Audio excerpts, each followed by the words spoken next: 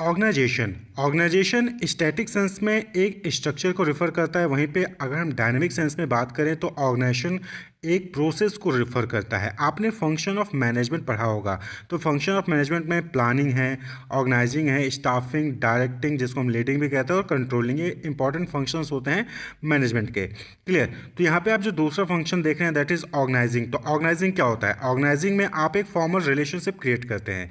Organising is the process of prescribing formal relationship among people and resources to accomplish the goals. यानी कि organisation जो business होता है उसकी गोल को अचीव करने के लिए बिजनेस में जो भी पीपल है यानी एचआर ह्यूमन रिसोर्स होता है और रिसोर्सेज होते हैं उनके बीच में एक फॉर्मल रिलेशनशिप क्रिएट किया जाता है। यानी कि कौन सुपीरियर होगा, कौन सबऑर्डिनेट होगा, किसकी क्या रोल रिस्पॉन्सिबिलिटीज़ होंगी।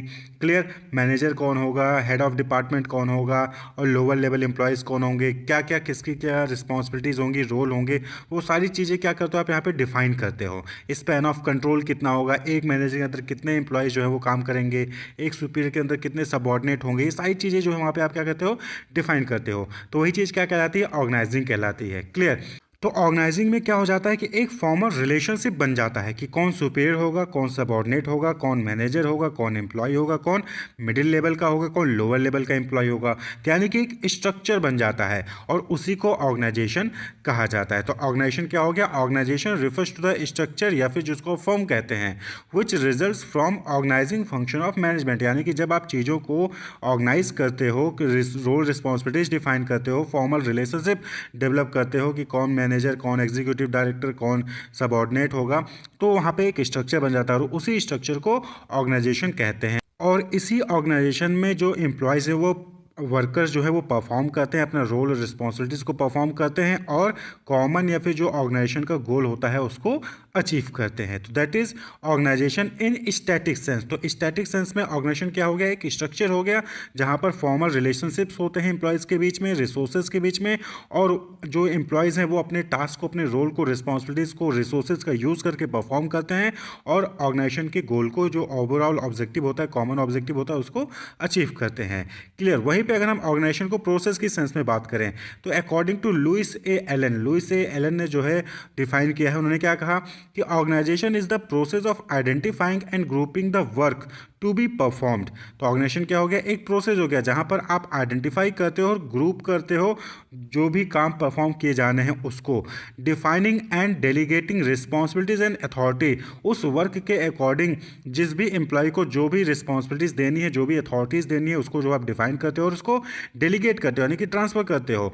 And establishing relationship for the purpose of enabling people to work most effectively together in accomplishing objective. और वहाँ पे आप क्या कहते हो? एक रिलेशनशिप इस्टेब्लिश करते हो कि कौन सुपीरियर होगा, कौन सबऑर्डिनेट होगा। तो उसी को ऑर्गेनाइजेशन कहा जाता है। तो ऑर्गेनाइज किया जा रहा है यहाँ पे चीज़ों को, क्या है? ऑर्गेनाइज किया जा रहा है, सिस्टमेटाइज किया जा रहा है, जिससे कि रोल रिस्पॉन्सिबिलिटी को डिफाइन किया जा सके, अथॉरिटीज और रिस्पॉन्सिबिलिटीज डिस्ट्रीब्यूट किया जा सके, डेलीगेट किया जा सके, और जो ओवरऑल ऑब्जेक्टिव है ऑर्गेनाइजेशन का वो अचीव किया जा सके। तो ऑर्गेनाइजेशन क्या हो गया? As the process it is the identifying and grouping of the work to be performed, defining and delegating responsibilities and authority, and establishing relationship for the purpose of enabling people to work most effectively together in accomplishing objective. तो organising या फिर organisation में कहने का मतलब simple सा इतना है कि जो भी बिजनेस ऑर्गेनाइजेशन के जो डिफरेंट एक्टिविटीज़ हैं, टास्क हैं, उसको आइडेंटिफाई करिए। आइडेंटिफाई करने के बाद उसको जो सिमिलर टास्क है उसको ग्रुप कर दीजिए। यानी एक ग्रुप हो गया, जैसे मार्केटिंग की एक्टिविटीज़ होगी अलग होगी,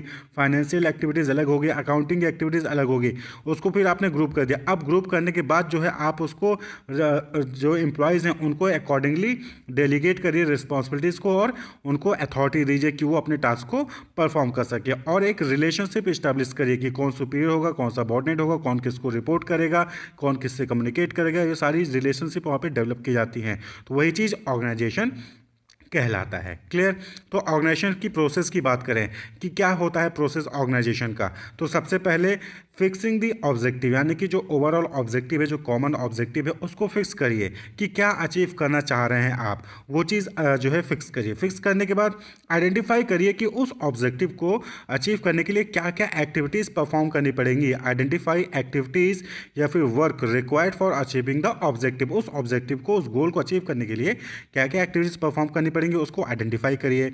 देन ग्रुपिंग द सिमिलर और रिलेटेड एक्टिविटीज़, यानी कि आपने सपोज किया कि 10-15 एक्टिविटीज़ आइडेंटिफाई कर ली कि ये 15 एक्टिविटीज़ हैं जिसको हमें परफॉर्म करना पड़ेगा, तभी हम ऑब्जेक्टिव को अचीव कर पाएंगे। तो उस 15 एक्टिविटीज़ में कुछ ना कुछ सिमिलर एक्टिविटीज़ होंगी, तो उनको ग्रुप करिए। 4-1 हो गया, 4-1 हो गया, 4-1 हो गया। इस तरीके से जो है आप उसको एक्टिविटीज़ को, जो सिमिलर एक्टिविटीज़ हैं, रिलेटेड एक्टिविटीज़ हैं, उसको ग्रुप करिए कि ये 4 जो है मार्केटिंग एक्टिविटीज़ हो गई, ये 4 फाइनेंस से रिलेटेड एक्टिविटीज़ हो गई, ये 4 जो है HR से रिलेटेड एक्टिविटीज़ हो गई। तो उसको ग्रुप कर दीजिए।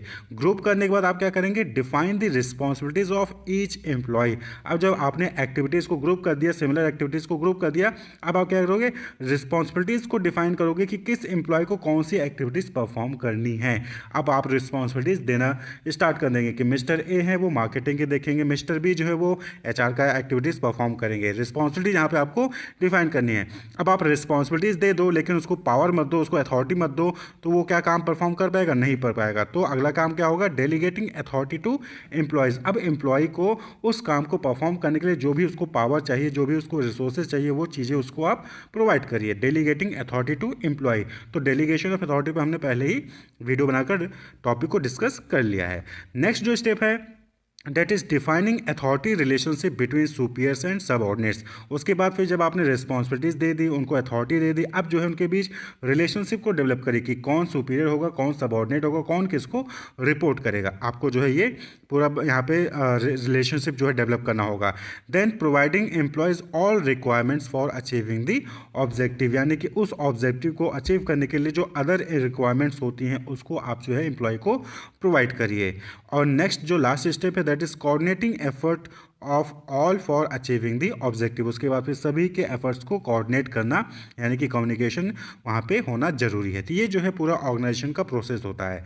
तो सबसे पहले चीज़ कि ऑर्गेनाइजेशन का ऑब्जेक्टिव होता है, उसको फिक्स करिए कि क्या ऑब्जेक्टिव है, क्या गोल है, क्या अचीव करना चाहते हैं। उसके अकॉर्डिंग फिर उस गोल को अचीव करने के लिए जो जो एक्टिविटीज़ आपको परफॉर्म करनी है उसको आइडेंटिफाई करिए। फिर जो सिमिलर एक्टिविटीज़ हैं उसको ग्रुप करिए। फिर जो है रिस्पॉन्सिबिलिटीज़ एम्प्लॉय को असाइन कर दीजिए। उसके बाद उनको अथॉरिटी दीजिए कि वो उस रिस्पॉन्सिबिलिटी को परफॉर्म कर सके, उसके लिए जो भी पावर चाहिए उसको वो दीजिए। उसके बाद फिर जो है अथॉरिटी रिलेशनशिप डेवलप करिए कि कौन सुपीरियर होगा, कौन सबऑर्डिनेट होगा। फिर जो है उनको अदर रिसोर्सेज की रिक्वायरमेंट होती है उसको प्रोवाइड करिए, और फिर कोऑर्डिनेशन वहाँ पे करना जरूरी होता है। तो ये ऑर्गेनाइजेशन का प्रोसेस होता है। क्लियर। अब बात कर लें कि इंपॉर्टेंस क्या है, ऑर्गेनाइजेशन का इंपॉर्टेंस क्या है। ये सारी चीज़ें जो आप कर रहे हैं कि अथॉरिटी डेलीगेट कर रहे हैं, एक्टिविटीज़ को, सिमिलर एक्टिविटीज़ को ग्रुप कर रहे हैं, तो इससे क्या बेनिफिट होगा। क्लियर। तो सबसे important, effective management of HR and resources, यानी कि जब आप क्लियरली रिस्पॉन्सिबिलिटीज़ और रोल को डिफाइन करेंगे कि मिस्टर ए की ये रिस्पॉन्सिबिलिटीज़ हैं, मिस्टर बी की ये रिस्पॉन्सिबिलिटीज़ हैं, मिस्टर ए को ये रिसोर्सेज दिया जाएगा, मिस्टर बी को ये रिसोर्सेज दिया जाएगा, तो आप सही तरीके से जो ह्यूमन रिसोर्स है, एम्प्लॉय और रिसोर्सेज हैं, उसको मैनेज कर सकेंगे कि कहाँ पर किसको कितना रिक्वायरमेंट है। क्लियरिटी ऑफ वर्किंग रिलेशनशिप, आपने यहाँ पर रोल और रिस्पॉन्सिबिलिटीज़ को डिफाइन कर रखा है, अथॉरिटी रिस्पॉन्सिबिलिटी को डिफाइन कर रखा है कि कौन सुपीरियर होगा, कौन सबऑर्डिनेट होगा। तो यहाँ पे क्या होगा कि आपका जो वर्किंग रिलेशनशिप है क्लियर होगा। आपको पता होगा कि आपका बॉस कौन है, आपको किसको रिपोर्ट करना है, कब रिपोर्ट करना है, कैसे रिपोर्ट करना है, वो सारी चीज़ यहाँ पे क्या होंगी, क्लियर होंगी। तो इससे आपका जो मैनेजमेंट है और जो परफॉर्मेंस है वो इंप्रूव होगा। Clarity of role and responsibilities which increase performance and job satisfaction, जब आपको आपके रोल्स, आपकी रिस्पॉन्सिबिलिटीज पता होंगी और उसके अकॉर्डिंग आपको अथॉरिटी दी गई होगी, तो आप अपने जो टास्क है, जो रोल है, उसको अच्छे से परफॉर्म कर पाएंगे। और जब परफॉर्म कर पाएंगे तो कहीं ना कहीं आपका जॉब सेटिस्फैक्शन भी वहाँ पे होगा। तो ये भी जो है इंपॉर्टेंस हो गया। नेक्स्ट है ऑप्टिमम यूज़ ऑफ HR, यानी कि क्लियरली यहाँ पे जो है आप ह्यूमन रिसोर्स को ऑप्टिमम तरीके से, मैक्सिमम तरीके से यूटिलाइज कर सकते हैं। आपको पता होगा कि किस एम्प्लॉय को ज़्यादा टास्क दिया गया है, किस एम्प्लॉय के पास कम टास्क है, उसके अकॉर्डिंग जो है उसको फर्दर टास्क दे सकते हैं। वहीं पर आप जो है उसकी परफॉर्मेंस को भी मेजर कर सकते हैं कि कौन एम्प्लॉय जो है अच्छा परफॉर्म कर रहा है, कौन एम्प्लॉय कम परफॉर्म कर रहा है। जो कम अच्छा परफॉर्म कर रहा होगा उसको आप फर्दर ट्रेनिंग और डेवलपमेंट के लिए जो है यहाँ पे भेज सकते हैं। तो ऑप्टिमम यूटिलाइजेशन यहाँ पे एचआर का होता है। अवॉइड ओवरलैपिंग एंड डुप्लीकेशन, सबसे इंपॉर्टेंट चीज़ कि जब आप सारी चीज़ों को ऑर्गेनाइज करके रखेंगे ना, तो वहाँ पे आपका जो ओवरलैपिंग होता है, यानी एक ही एम्प्लॉय एचआर का भी देख रहा है, एक ही एम्प्लॉय मार्केटिंग का भी देख रहा है, ऐसा नहीं हो पाएगा।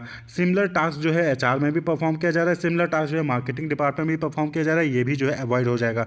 तो डुप्लीकेशन या फिर ओवरलैपिंग जो होता है वर्क में, वो अवॉइड होगा। और जब ये अवॉइड होगा तो कहीं ना कहीं आपका जो टाइम है, जो टाइम मनी होता है, वो वेस्ट होने से बचेगा। क्लियर? तो ये इंपॉर्टेंस हो गया। इफेक्टिव कम्युनिकेशन एंड कोऑर्डिनेशन, और जब सारी चीज़ें मैनेज रहेंगी, सबको पता होगा कहाँ पे किसको किसको रिपोर्ट करना है, कौन सुपीरियर कौन सबऑर्डिनेट, तो आप सही तरीके से कम्युनिकेशन करेंगे और सही तरीके से कोऑर्डिनेशन करेंगे। कई बार ऐसा होता है कि आपको नहीं पता होता है कि आपको किसको रिपोर्ट करना है, तो आप किसी गलत पर्सन को रिपोर्ट कर देते हैं। आपको रिपोर्ट करना था मिस्टर एक्स को, आपने रिपोर्ट कर दिया मिस्टर वाई को। अब मिस्टर एक्स जो है उनके पास इंफॉर्मेशन नहीं पहुंची, क्योंकि उनको फर्दर उससे रिलेटेड डिसीजन लेना होगा, उनके पास इंफॉर्मेशन नहीं पहुंची, तो डिले हो जाता है। तो इफेक्टिव कोऑर्डिनेशन, इफेक्टिव कम्युनिकेशन जो है वहाँ पे नहीं हो पाता है अगर सही तरीके से ऑर्गेनाइजिंग नहीं हुआ है। तो ऑर्गेनाइजेशन का ये इंपॉर्टेंस है कि अगर आपने चीज़ों को ऑर्गेनाइज करके रखा है, किसको कहाँ पे रिपोर्ट करना है, तो सारी चीज़ें स्मूथली चलेंगी, जो फ्लो ऑफ कम्युनिकेशन है वो सही तरीके से होगा। तो इससे जो डिले होता है डिसीजन मेकिंग में, वो चीज़ नहीं होगी। तो ये कुछ इंपॉर्टेंस हो गए ऑर्गेनाइजेशन के। प्रिंसिपल्स ऑफ ऑर्गेनाइजेशन, यानी कि एक इफेक्टिव और एफिशिएंट ऑर्गेनाइजेशन स्ट्रक्चर डेवलप करने के लिए या फिर ऑर्गेनाइजिंग प्रोसेस परफॉर्म करने के लिए कुछ गाइडलाइंस होती हैं, कुछ रूल्स होते हैं, जिसको अगर मैनेजर फॉलो करेंगे तो एक इफेक्टिव और एफिशिएंट ऑर्गेनाइजेशन क्रिएट कर सकते हैं। To organize in an effective manner, the following principles of organization should be followed by a manager। तो अगर आपको एक इफेक्टिव मैनर में ऑर्गेनाइज करना है, ऑर्गेनाइजेशन क्रिएट करना है, तो फिर आपको जो है कुछ गाइडलाइंस, कुछ रूल्स होते हैं जो फॉलो करने होते हैं मैनेजर को। सबसे पहले यूनिटी ऑफ ऑब्जेक्टिव, यानी कि जो ऑब्जेक्टिव है, जो भी डिफरेंट पार्ट होंगे आपके ऑर्गेनाइजिंग प्रोसेस में, उन सभी का जो है कॉमन ऑब्जेक्टिव होना चाहिए। यूनिटी ऑफ ऑब्जेक्टिव, एक ऑब्जेक्टिव होना चाहिए। नेक्स्ट है यूनिटी ऑफ कमांड, यानी कि जो भी सबऑर्डिनेट्स हैं उनका कोई एक ही सुपीरियर होना चाहिए। ये नहीं कि जो मिस्टर ए है वो मिस्टर ए बी से भी कमांड ले रहा है, सी से भी कमांड ले रहा है, मिस्टर डी से भी कमांड ले रहा है। तो इसमें क्या होता है कि इसमें कहीं ना कहीं जो है रोल की क्लियरिटी नहीं होती है, आपकी रिस्पॉन्सिबिलिटीज की क्लियरिटी नहीं होती है। तो सभी सबऑर्डिनेट्स के एक ही सुपीरियर होना चाहिए। यूनिटी ऑफ कमांड होना चाहिए, एक ही से आपको ऑर्डर मिलना चाहिए। यूनिटी ऑफ डायरेक्शन, यानी कि एक यूनिट का एक प्लान होना चाहिए। ये नहीं कि एक यूनिट है उसके 2-3 प्लान आपने बना दिए हैं, तो वो कंफ्यूज हो जाएगा कि उसको कौन सा प्लान एक्टिव करना है, कौन से प्लान के अकॉर्डिंग जो है एक्ट करना है। तो एक यूनिट का एक प्लान चाहिए, यूनिटी ऑफ डायरेक्शन होना चाहिए। डिवीजन ऑफ वर्क और लेबर, तो यहाँ पे क्या है कि आपको जो है डिपार्टमेंटेशन क्रिएट करना होता है कि एक्टिविटीज़ के अकॉर्डिंग, जैसे एचआर डिपार्टमेंट, मार्केटिंग डिपार्टमेंट, जैसे आपके कॉलेज में सीएससी ब्रांच होता है, अलग अलग जो मैनेजमेंट डिपार्टमेंट, इंजीनियरिंग डिपार्टमेंट, तो इस तरीके से वहाँ पे जो है आपको वर्क को डिवाइड करना होता है। ऑर्गेनाइजेशन में लेबर को डिवाइड करना होता है, उसके स्पेशलाइजेशन के अकॉर्डिंग, उसकी अचीवमेंट्स के अकॉर्डिंग, उसकी क्वालिफिकेशन के अकॉर्डिंग जो है आपको वर्क को डिवाइड करना चाहिए। ये नहीं कि एक ही पर्सन से सारे काम कराइए, नहीं। एचआर का काम है तो एचआर से स्पेशलाइज्ड पर्सन से करवाइए, मार्केटिंग का काम है तो मार्केटिंग स्पेशलाइज्ड पर्सन से करवाइए, और अगर फाइनेंस का काम है तो फाइनेंस से स्पेशलाइज्ड पर्सन को करवाइए उसको। तो division of work and labour होना चाहिए। प्रिंसिपल्स ऑफ फंक्शनल डेफिनेशन, यानी कि सभी की ड्यूटीज, सभी के रोल, सभी की रिस्पॉन्सिबिलिटीज जो है प्रॉपरली और क्लियरली डिफाइंड होने चाहिए। सबको पता होना चाहिए कि उसकी क्या रोल्स है, उसकी क्या रिस्पॉन्सिबिलिटीज है, उसकी क्या जो है वहाँ पे ड्यूटीज़ हैं, तो ये क्लियरली जो है वहाँ पे डिफाइन होना चाहिए। नेक्स्ट जो प्रिंसिपल है that is principle of span of control. यहाँ पे स्पैन ऑफ कंट्रोल का मतलब होता है कि एक सुपीरियर जो है कितने सबऑर्डिनेट्स को एक बार में कंट्रोल करेगा। The number of employees that can be handled and controlled effectively by a single manager. तो इस पर भी ध्यान देना है। ऐसा नहीं कि आपके अंदर जो है 50 हमने एम्प्लॉय रख दिए, 50 सबऑर्डिनेट्स रख दिए हैं एक सुपीरियर के अंदर, अब वो 50 को एक साथ हैंडल ही नहीं कर पा रहा है, नहीं हो सकता है। जैसे कि पीएचडी, अगर आप जो है पीजी कोर्स कंप्लीट कर लेंगे, पीएचडी करने जाएंगे, तो जो एक प्रोफेसर होता है उस प्रोफेसर के अंदर ज़्यादा से ज़्यादा 6 ही पीएचडी होल्डर्स हो सकते हैं, यानी कि एक टाइम पे, एक समय में वो 6 स्टूडेंट्स को पीएचडी गाइड कर सकता है, उससे ज़्यादा नहीं गाइड कर सकता है एक प्रोफेसर। तो इसी तरीके से जो है ऑर्गेनाइजेशन में भी जो नंबर ऑफ सबऑर्डिनेट्स हैं किसी भी सुपीरियर के अंडर, वो भी इस हिसाब से तय करने चाहिए कि वो सभी को कंट्रोल कर सकें। अब 2 टाइप के स्पैन ऑफ कंट्रोल हैं, wide span of control control और एक है तो नैरो स्पैन ऑफ कंट्रोल।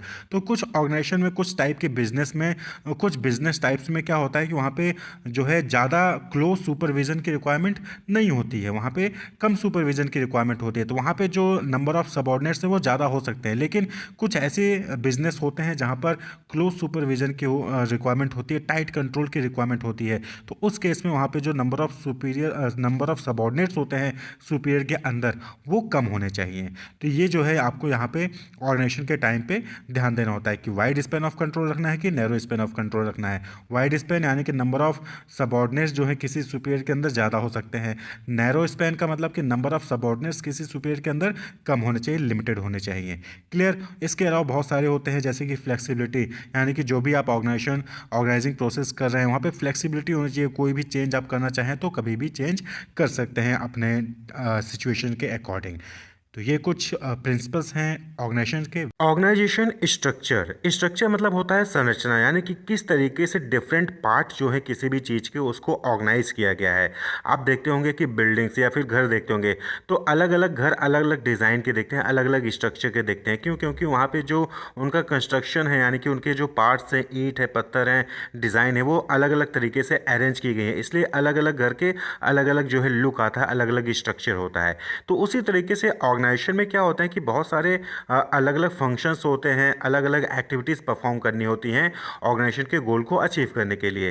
तो जब आप ऑर्गेनाइजेशन के गोल को अचीव करने के लिए जो ह्यूमन रिसोर्सेज हैं, अलग अलग एक्टिविटी को परफॉर्म करने के लिए जो ह्यूमन रिसोर्सेज हैं उनको अरेंज करते हैं सिस्टमेटिक तरीके से, तो उसी को हम कहते हैं ऑर्गेनाइजेशन स्ट्रक्चर। तो एक स्ट्रक्चर डेवलप होता है ना कि कौन किसका सुपीरियर है, कौन किसका सबऑर्डिनेट है, किसकी क्या रोल्स है, किसकी क्या रिस्पॉन्सिबिलिटीज़ है, किसकी क्या अथॉरिटीज़ है, किसकी क्या अकाउंटेबिलिटी है, ये सारी चीज़ें जो है वहाँ पर एक जो है अरेंजमेंट करने पर ये एक स्ट्रक्चर डेवलप हो जाता है, तो उसी को ऑर्गेनाइजेशन स्ट्रक्चर कहते हैं। तो ऑर्गेनाइजेशन स्ट्रक्चर क्या हो गया? Is the systematic arrangement of human resources in an organisation so as to achieve common business objective. तो जो कॉमन बिजनेस ऑब्जेक्टिव होता है किसी भी बिजनेस ऑर्गेनाइजेशन का, उसको अचीव करने के लिए जो डिफरेंट फंक्शंस एक्टिविटीज़ परफॉर्म करने के लिए आपको ह्यूमन रिसोर्स चाहिए होते हैं, उनको अरेंज करना सही तरीके से, सुपीरियर और जो है सबऑर्डिनेट के रूप में जो है अरेंज करना, उनकी अकाउंटेबिलिटी, उनके रोल रिस्पॉन्सिबिलिटीज़ के अकॉर्डिंग उनको अरेंज करना ही क्या कहलाता है? ऑर्गेनाइजेशन स्ट्रक्चर कहलाता है। यानी कि जब आप उसको अरेंज करते हो तो एक स्ट्रक्चर बनता है और उस स्ट्रक्चर को ऑर्गेनाइजेशन स्ट्रक्चर कहते हैं। अब एग्जांपल के तौर पे समझिए कि मिस्टर ओम है, उन्होंने एक अपनी ट्रैवल एजेंसी ओपन की है। अब ट्रैवल एजेंसी ओपन की है तो उसमें बहुत सारे फंक्शंस परफॉर्म करने पड़ते हैं, जैसे ऑपरेशन से रिलेटेड हो गया, सेल्स रिलेटेड हो गया, एडमिनिस्ट्रेशन से रिलेटेड हो गया, ट्रैवल काउंसलिंग हो गया, रिजर्वेशन और टिकटिंग को रिलेटेड हो गया, कस्टमर केयर से रिलेटेड एक्टिविटीज़ हैं, अकाउंट्स एग्जीक्यूटिव की एक्टिविटीज़ हैं, बुक कीपिंग, कैशियर, तो ये सारे अलग अलग एक्टिविटीज़ हैं, फंक्शंस होते हैं जो कि ट्रैवल एजेंसी में परफॉर्म करने पड़ते हैं। तो अब जो मिस्टर ओम है वो क्या करते हैं कि रोल रिस्पॉन्सिबिलिटीज़ ड्यूटीज़ को डिफाइन करने के लिए वो क्या करते हैं कि जो एजेंसी है उसके डिफरेंट वर्क को डिवाइड कर देते हैं into 3 sub head: operation, sales and administration. तो उन्होंने क्या किया?